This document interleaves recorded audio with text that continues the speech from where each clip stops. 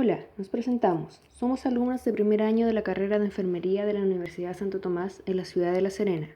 Les hemos preparado un video explicativo donde hablaremos esencialmente del desarrollo embrionario durante la segunda y la tercera semana de gestación.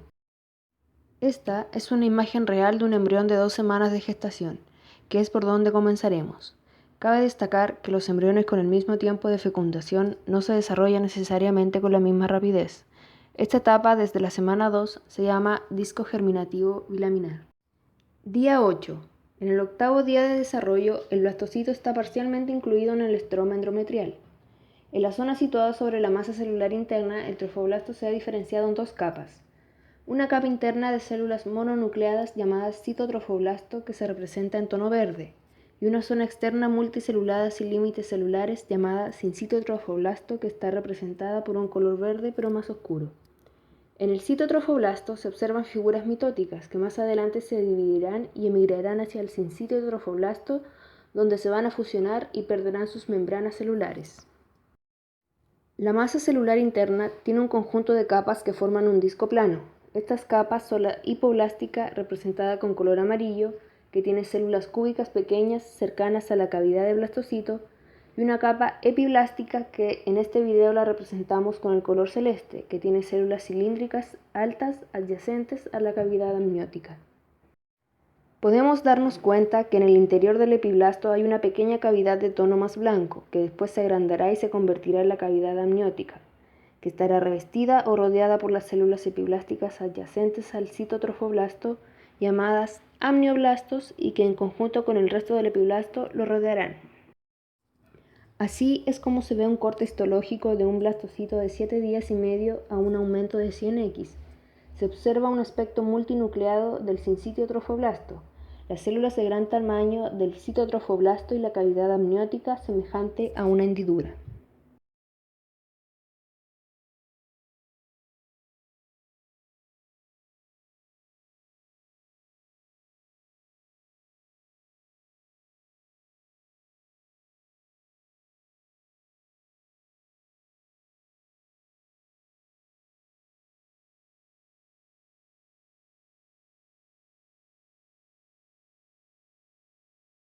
Por otro lado, en el polo abembrionario hay unas células aplanadas representadas en color amarillo que probablemente se formaron del hipoblasto y que conforman una membrana exocelómica y que reviste la superficie interna del citotrofoblasto que está marcada con un círculo rojo.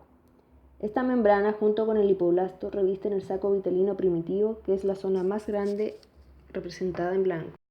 Días 11 y 12. Alrededor de estos días, el blastocito está completamente incluido en la estroma endometrial y el epitelio superficial cubre casi toda la pared uterina. Podemos darnos cuenta que aún queda un poco de coágulo de fibrina.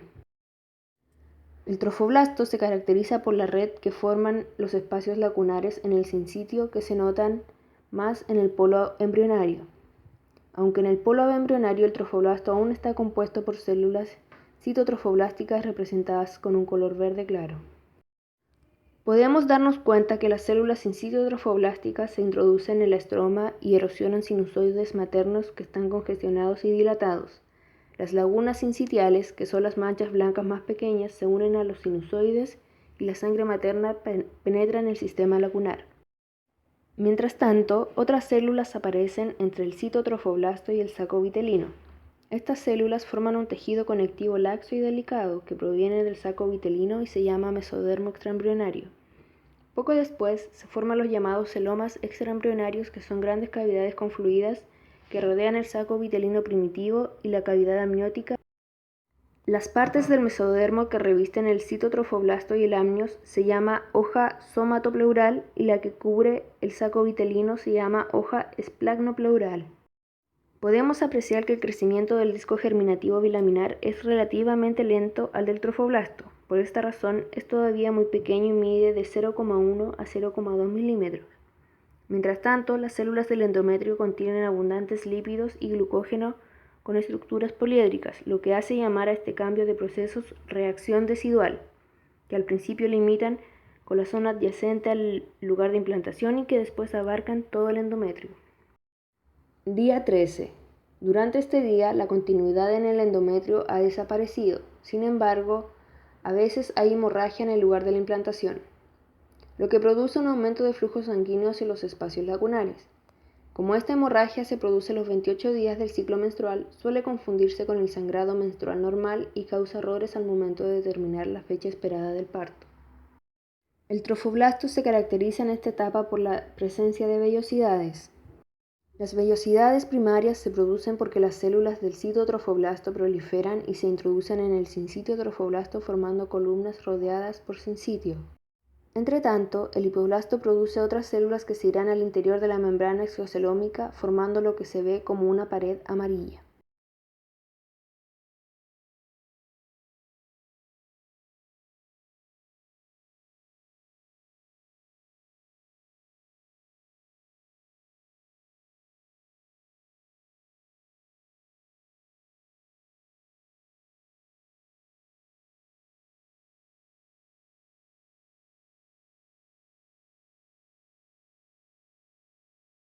A su vez, el mesodermo extraembrionario se pasará a llamar lámina coriónica, que la única parte que atraviesa la cavidad coriónica es en el pedículo de fijación.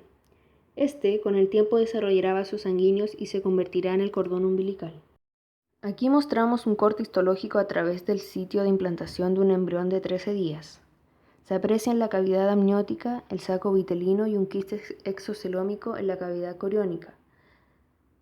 Además, se ve que la mayor parte de las lagunas se encuentra ocupada por sangre. Y con esto acabamos la segunda semana de desarrollo embrionario. Tercera semana de desarrollo. El fenómeno más característico de la tercera semana de gestación es la gastrulación, que es un proceso mediante el cual se establecen 3 capas germinativas en el embrión, llamadas ectodermo, mesodermo y endodermo. La gastrulación comienza con la formación de la línea primitiva en la superficie del epiblasto. En un principio, la línea primitiva está poco definida. Aquí se abrió la cavidad amniótica para tener una clara visión de la cara dorsal del epiblasto. Este, junto con el hipoblasto, se encuentran en contacto y la línea primitiva forma un surco profundo en la región caudal del embrión.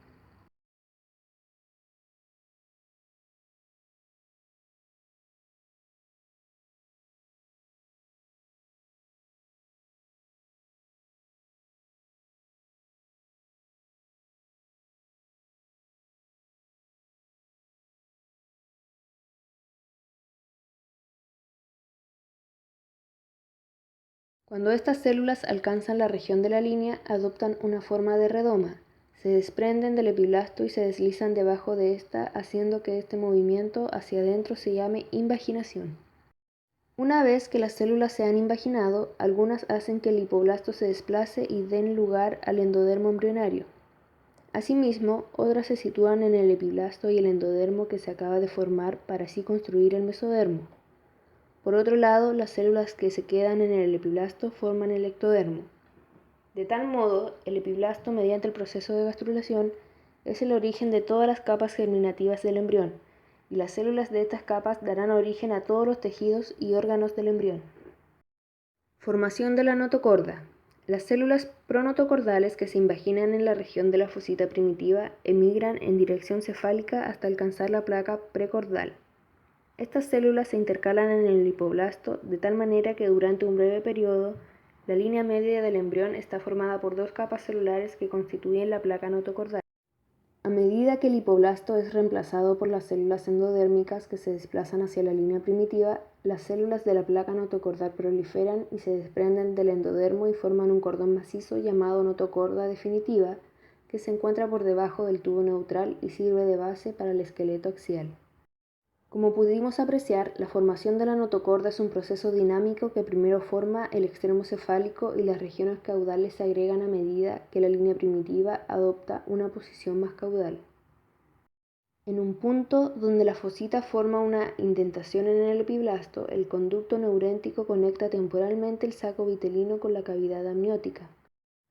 En el extremo caudal del disco embrionario se forma la membrana cloacal, que está compuesta por células ectodérmicas y endodérmicas muy unidas sin mesodermo intercalado.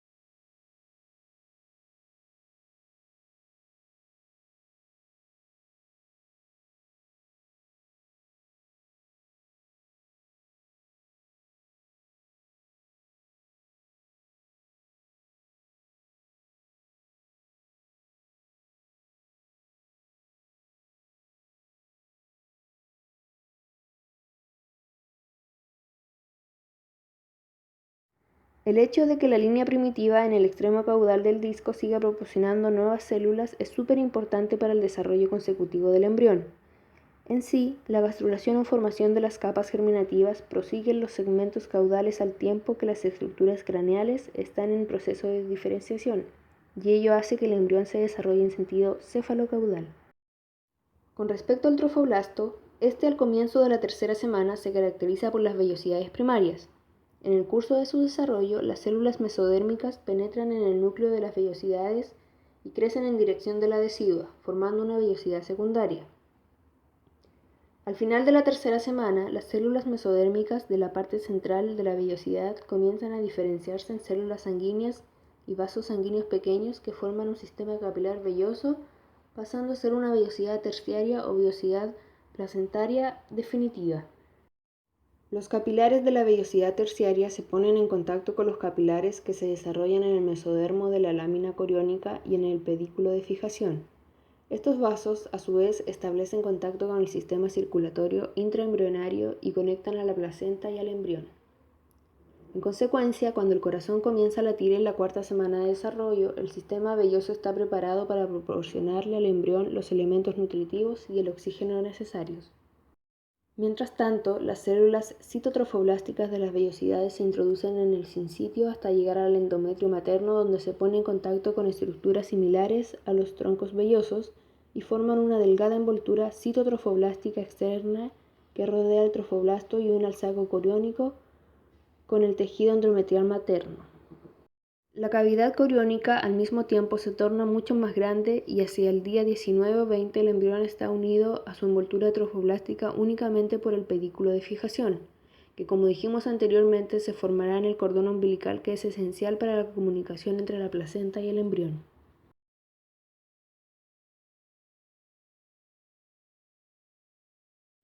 Así damos por terminada la explicación de la segunda y la tercera semana de gestación, luego de haber obtenido la información desde el libro Embriología Médica de Langman, edición 10.